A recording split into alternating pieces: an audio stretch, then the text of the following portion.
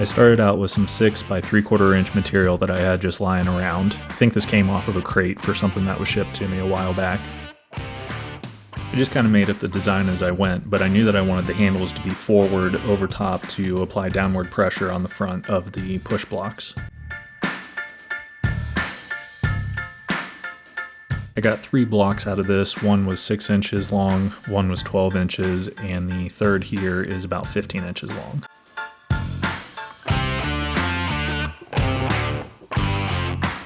I head over to the miter saw to cut away the excess scrap material. For some of the cuts I wasn't able to go all the way through the material, but it removed most of it so that I could clean it up with my jigsaw. I clamp the pieces to the workbench and finish off the cuts with the jigsaw. This ledge is about a 1/2 inch thick and is the part that will actually engage the piece that I'm cutting and push it along the table saw.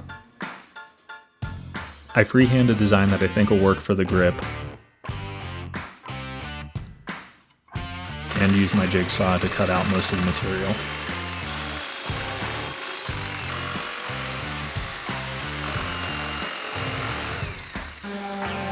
I use an orbital sander to shape the handle and smooth the edges. Unfortunately, the spindle sander that I ordered for this project was delayed in shipping, so I needed to use a rasp to shape the inside edges.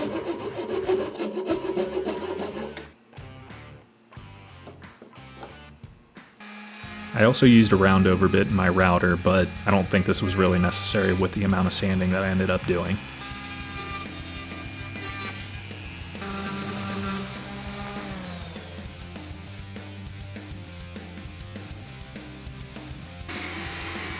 I repeat the process with the 6 inch push block.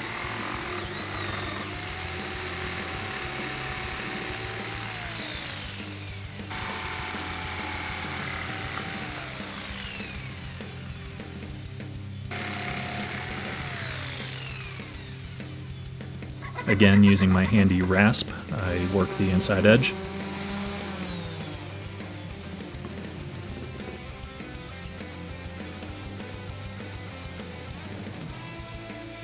The third and largest push block will have some grips on the inside edge of the board. Using the drill press, I drill out the corner of the grip so that my jigsaw has a start and end point for each cut.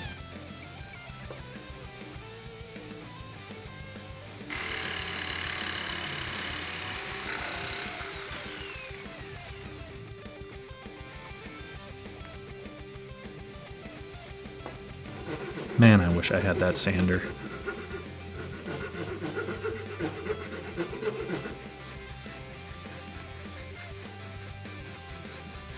I pay special attention to that pushing ledge so that I have a nice secure spot for the material to push against.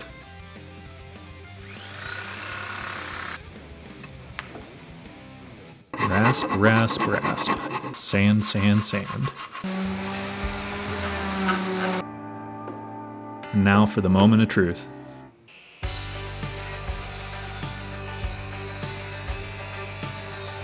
As you can see, these old hardwood pieces want to fight the saw a little bit, so these push blocks really seem like they're a much more secure option to help prevent kickback. So that sure feels a heck of a lot safer. For maybe just a half hour in the shop and some materials that I already had lying around, I was able to make some pretty cool push blocks that will work for me. I'm sure I'll be using these, and as I need to replace them, I'll come up with some different designs and tweaks to modify these. This one's about 6 inches long. This one here is about 12 inches long, and I really like this one. This was just an afterthought. I had some extra board left over and thought that I could build something really bulky. Pretty happy with this one. It's not pretty, none of this is, but for the first pass, for things that I'm probably just gonna end up cutting and it's gonna be sacrificial, I'm pretty happy with them. And one thing that I made sure that I did was leave plenty of material here. I'm sure over time, as I'm using these, this is not going to maintain its sharp edge. I'll probably need to cut this back a little bit. It'll get cut through. So I wanted to make sure that I gave myself plenty of sacrificial board here that I could cut over time. So thanks for sticking it through. Hit that like and subscribe button and check out one of the other videos.